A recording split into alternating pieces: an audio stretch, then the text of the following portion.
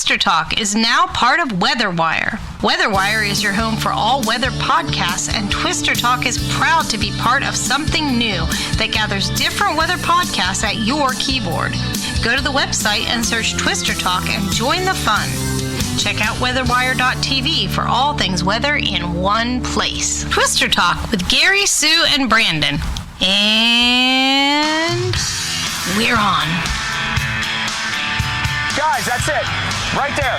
There's a tornado. We are just north of Union City, south of El Reno, south of I-40. Cops have blocked off 81 at this point. Gary, we're in Newcastle right now, and north of us, the thing is still on the ground. There's lots of debris in the air right now. Lots. You need to be below ground shelter. I hate Oklahoma. Oh, it's Twister Talk. I'm Gary. I'm Sue. I'm Brandon. And we're back again with another world-famous episode. Hey, again, I want to remind you that we're now on WeatherWire TV. That's weatherwire.tv. And we're on there with several other podcasts. And go over there and take a look, because a lot of fun there, a lot of different podcasts and fun stuff. And any place that James Spann talking about tornado trackers. That's true. You got to hear it. That's That's worth the price of admission, folks. Anyway, and so you want to do that. So again, weatherwire.tv, and we're glad to be in partnership with them, and we're going to see where we go from there. So again, looking forward to it. Really happy to be with them. Well, today we're going back into the history files of Twister Talk. Every once in a while, one of us, and to this time we put it on Sue to dig it out. She dug out some really interesting story about the Great Lakes. Oh my. There are so many wonderful weather-related stories about the Great Lakes that we could riff on this for a long time. Oh, my. When we did our show last year about the Edmund Fitzgerald, need we say more? The 50th anniversary of that is coming up this November. Right. And so guess what? There have been other disasters on the Great Lakes. November on the Great Lakes, especially in Lake Superior, not a great thing. Yep. In fact, we'll be talking about an event that still is the worst loss of life in Lake Superior history. 2 newly built French Navy minesweepers were lost in a November storm on the initial phase of their delivery voyages to France in late November 1918.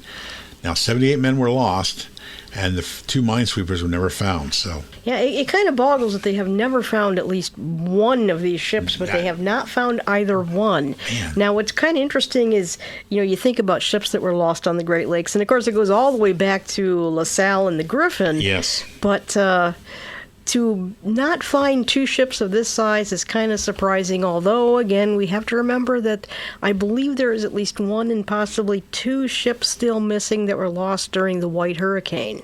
Mm-hmm, right. They recently found one, but there's 1 or 2 still missing. You have to remember that Lake Superior is pretty deep, too. I think it's in place. It's in places it's over 1,000. It's over 1,000 feet deep. So yeah, that's why things can disappear there and you never find them. And the bottom is very rugged because it's carved out by the glaciers. Yes.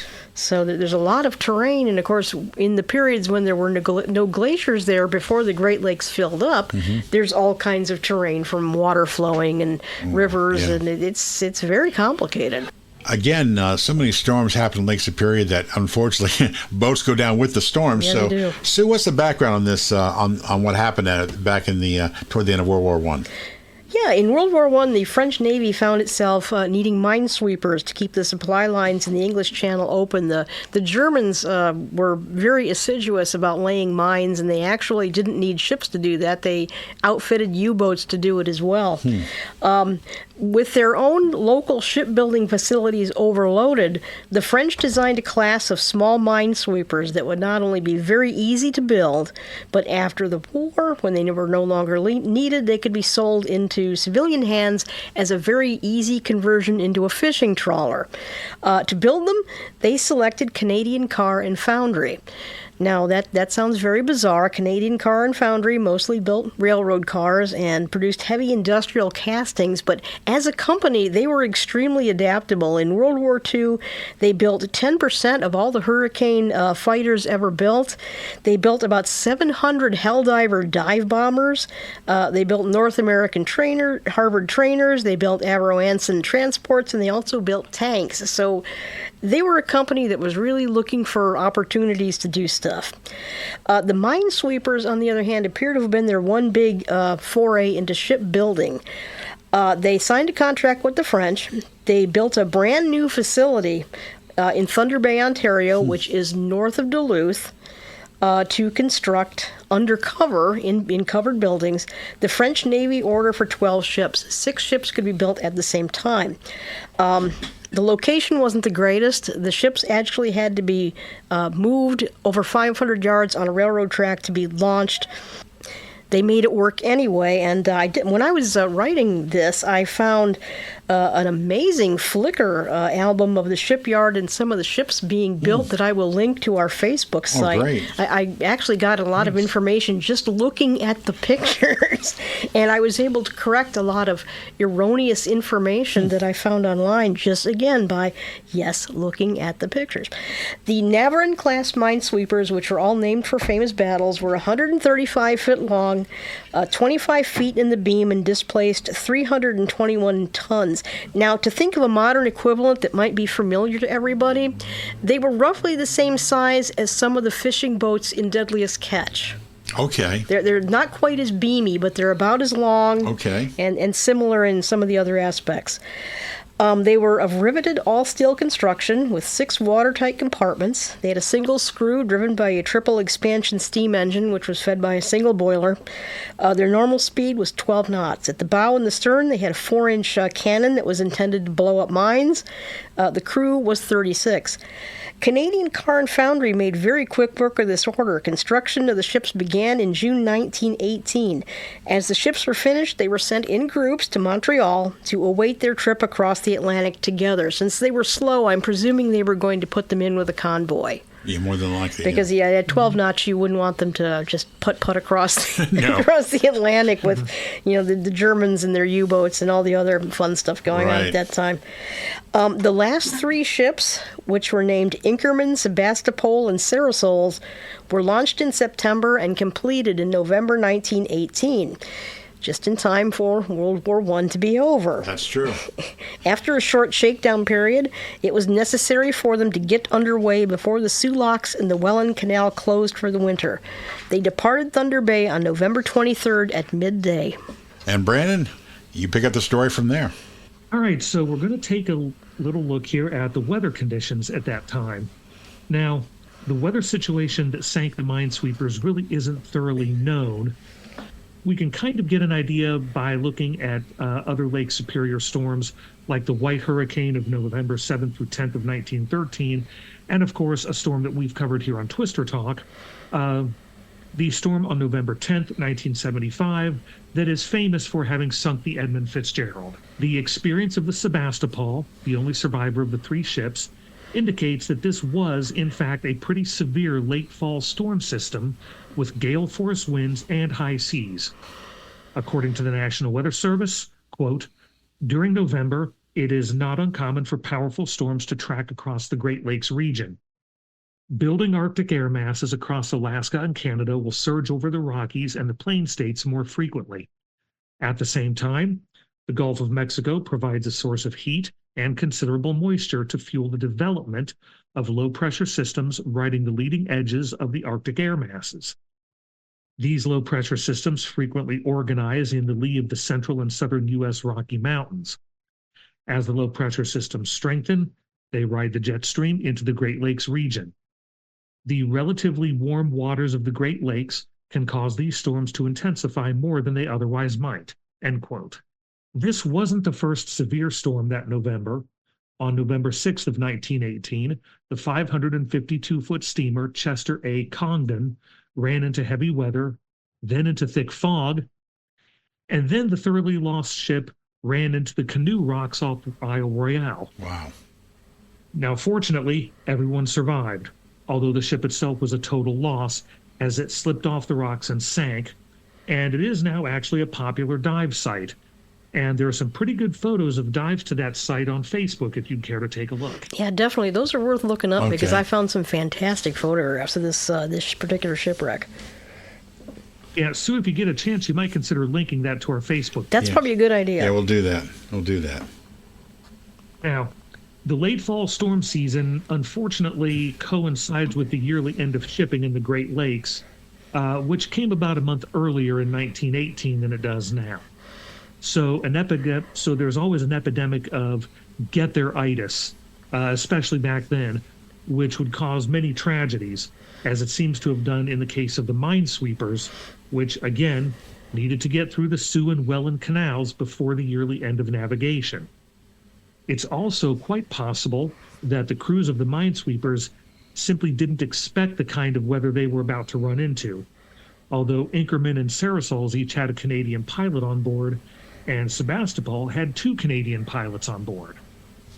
Yes, I'm sure that they would help point out things, but from all the things I've read over the years about these storms, especially on Lake Superior, you really can't gauge the ferocity almost until you're in the middle of it. So you can go, it looks bad, and it turns out to be much worse than you think, and it just happens. Even today, and it really makes me think. They make a point here that each one of these ships had a Canadian pilot or 2 on board, and even if they are from kind of around that area, from what we have researched about these storms, even seasoned navigators sometimes are going to be blindsided by these things. It's just the nature of how they form. Yeah, well, and also it's worth noting that captains of what they call salties, which are saltwater ships that travel in the Great Lakes, they often are really surprised at how violent the weather gets out there, because they think, it's a lake.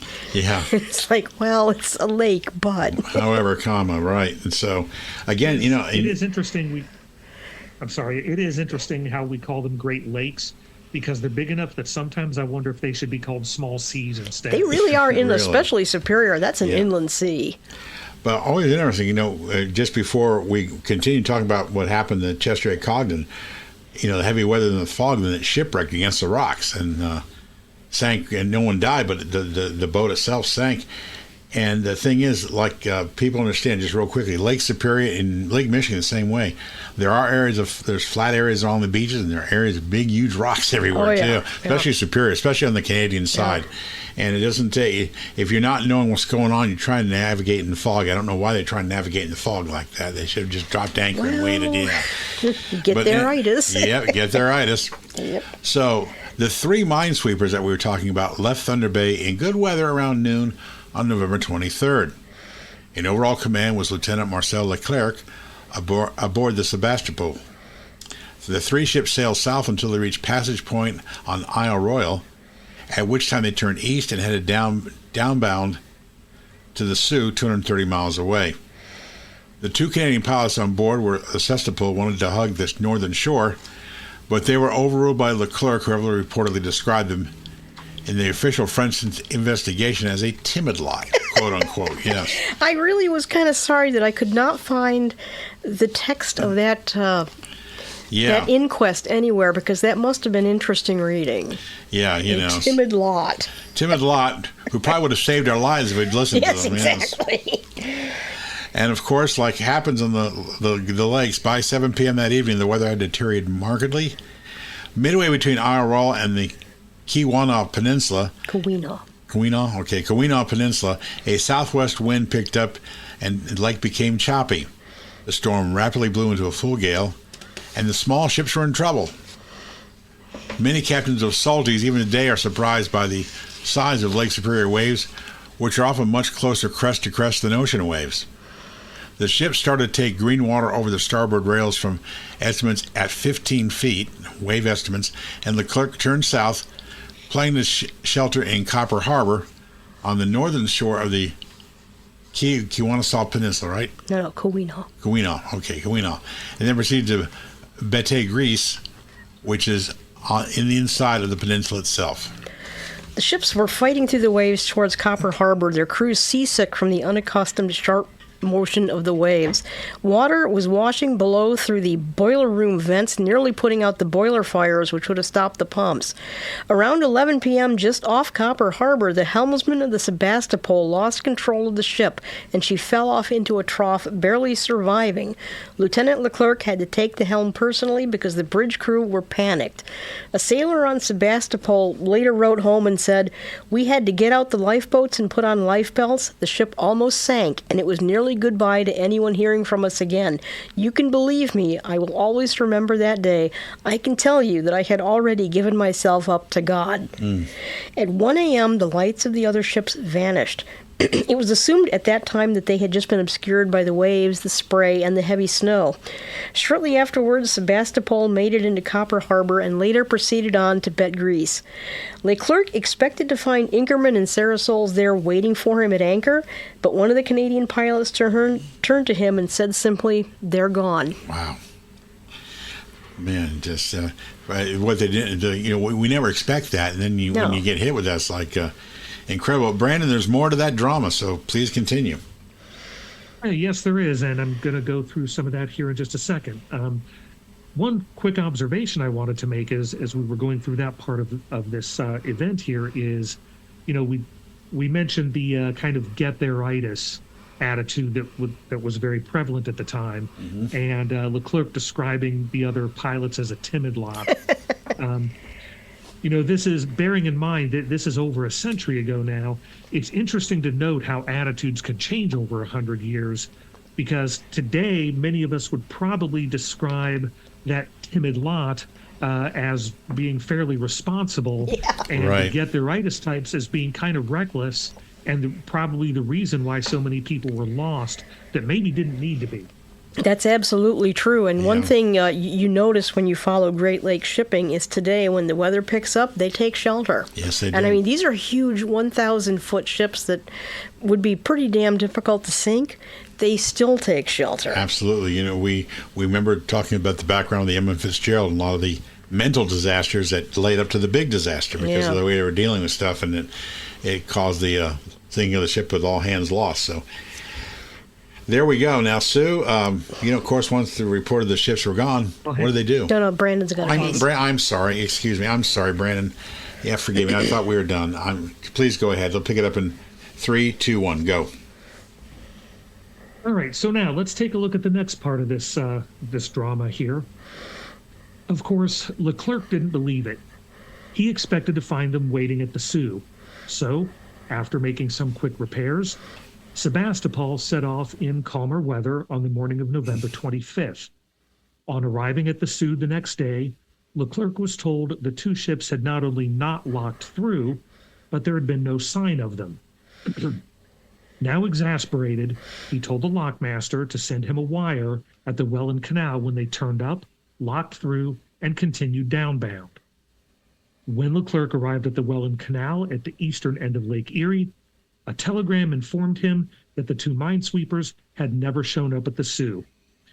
Evidently startled into action, he turned back to join the search. A search that, as Sue is going to explain, would prove to be futile. Indeed. The search effort was extensive, with ships from the Coast Guard and searching and messages sent out to all lake freighters and shore stations to keep an eye out for any sign of the missing ships. Sarasol's yawl boat was found on a beach in Michigan near Grand Marais, which is well east of the Keweenaw Peninsula. The oars were still neatly stowed, so likely it had been washed off rather than used to abandon ship. There's a photograph of Inkerman at the shipyard that shows two lifeboats under davits and the yawl boat sitting on the deck next to the spare propeller. A Coast Guardsman also reported seeing the two ships in heavy weather near Grand Marais, close inshore, moving east. There is a story, true or not, no one seems to know, that two skeletons still wearing the tattered remains of what looked like uniforms were found in 1936 on Michipicoten Island, which interestingly enough is on the Canadian side of Lake Superior, pretty much opposite Grand Marais, Michigan. The bones were supposedly buried in a random wooden box. Identity discs found with them were supposedly sent on to the authorities, but this may be an old fishtail, although the location is suggestive that those could have been bodies from the minesweepers. There's an even weirder story, evidently backed up by what looks like a contemporaneous report, that a body dressed in a French Navy uniform was found on Michipicoten in late 1919 by the lighthouse keeper. Now, what became of that body and why that wasn't reported to the French Navy is at best mysterious if it's not a hoax. And of course, now we come to the ironic end of the story. The 10 surviving minesweepers, which had gathered at Montreal to proceed across the Atlantic, never went to France. The war was over and they were no longer needed. They were sold into civilian hands. The final survivor appears to have been the Malakoff, which sank as late as 1974 off Labrador as the MV Ilex. As for the Inkerman and the Sarasols, the searches continue, mostly in the vicinity of Grand Marais. It's not easy. The average depths range from 500 to 1,000 feet, and the terrain of the bottom is often rugged. In 2023, Josh Gates and Expedition Unknown joined the still unsuccessful search for the two ships. And it's 2025. They've never found a sign of them. They have not found a sign of them. And what was really funny is that while Josh Gates was looking for them, they did find a missing ship. They did. It was a tugboat, and it had been lost and not found. And they did find it, but they did not find the two minesweepers. I guess there's a lot of theories about this. One theory is that one ship sank and the other turned around to try to help. Turning around, the second ship might have been rolled over. Mm-hmm. So if they're found together, I think that would probably be most suggestive. Likely, yeah. Some people have suggested they were badly built. There's no evidence of that because the remaining ships had pretty long lives. Mm-hmm. Of the 10 survivors, several of them were active into the 40s and 50s. And the last one until 1974 after hard use mostly as fishing boats off the eastern Canadian coast, which gets plenty of heavy weather. So, it's one of the great mysteries of Lake Superior. And there are more than several too over the years in Lake Superior. There's been incredible. Lots. If something that's kind of interesting to me, as we went through how the ships were built and how they were going to probably convoy over to France together as part of a larger group. Of course, this was 1918, and we already were capable of building very large, transatlantic steamships. Mm-hmm. Even though people will remember the story of the Titanic and the fate that befell it, it still points to the fact that we can and were building larger ships, and it makes me wonder if instead of them convoying over, if they could have actually been carried on a larger ship, and maybe been able to either carry all of them at once, or split them up and carry them. Split them up and carry them 6 apiece on a larger ship. That actually is a good question, and I'm not sure when that kind of transportation became available. Now, I know during World War II, when the United States was building all kinds of torpedo boats, mm-hmm. and we're all familiar with torpedo boats, PT-109, stuff like that, they would basically pile them on a larger ship and carry them out to the South Pacific that way because they were just too small to sail around, to putt all the way over to the New Guinea or something. Going from San Diego to, Auckland, New Zealand, don't take more than a couple of days. Yeah, so by World War II, that was actually pretty common. Now, World War I, I do not know, so that's actually a really good question, Brandon, because to me, it actually would make more sense. Yes, it would. If you could load them onto a bigger ship that might be a little bit faster, and off they would go. Although, again, then you would have the question of, what if the bigger ship hit a mine or was torpedoed, and you would lose 6 or 12 of the ships at once? That's a good point. But again, sadly, go ahead. I do see one other point that we have in our notes here, which is the question of whether or not there were communication problems. Yeah, I'm kind of curious about that as well. I mean, there's just no indication of it, but while you would expect Canadian pilots would speak French, it's worth noting that one of these pilots was from Buffalo. Okay. And while he may have spoken French, the thing I found looking this up is all 4 of those guys had English last names. Mm-hmm. Also interesting that as far as we know, no message or no SOS messages or anything. No SOS message was sent, and all of these ships did have wireless. So whatever happened to them looks like it happened very quickly. I think it happened very quickly. Would be a logical guess. Yeah. But again, we see that sometimes human error creeps into this, and that may have played a part in these ships going down. It played a part in the Edmund Fitzgerald. It's played a part in other disasters on Lake Superior and other lakes that sometimes pilot error or some kind of communication error causes a fatal mishap, or a ship will go down. Maybe all hands won't be lost, but you lose a multi-million-dollar boat at the bottom of Lake Superior because of that. Yeah, and again, I wonder if the culture and mindset of the times played a role in this. We keep saying get there-itis, but there was a little bit of a damn the torpedoes, full speed ahead mentality at that time, and it really, and anyone who wanted to take the safer route might have been described as being timid, somewhat cowardly, and, timid, or would have been a timid lot. A timid lot. Yes, I think probably there was a kind of maybe a culture breakdown between the pilots and the crews of the minesweepers. But it's also worth noting that it's very possible that these same pilots had taken some of the other boats down earlier. Very possible.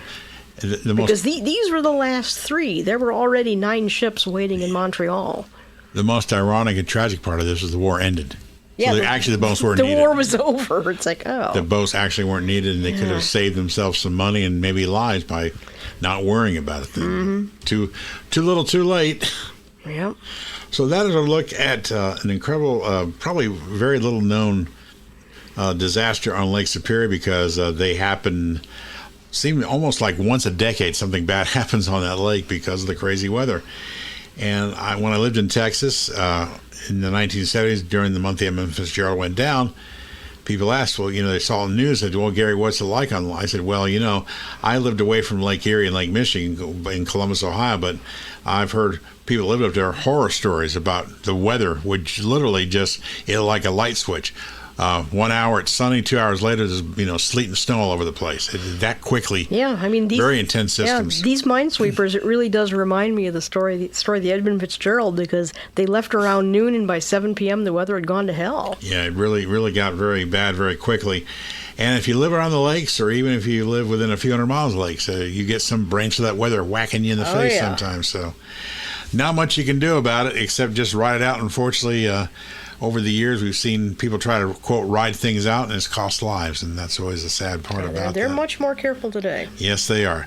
The get there-itis is not nearly as strong as it was back in the 19-teens and the 20s and 30s, and even in the 1970s.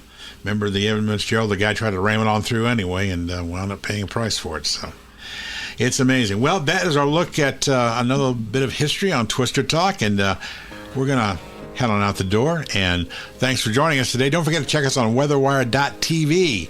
Why? Because all things weather are there. So for Twister Talk, I'm Gary. I'm Sue. And I'm Brandon. We'll see you next time.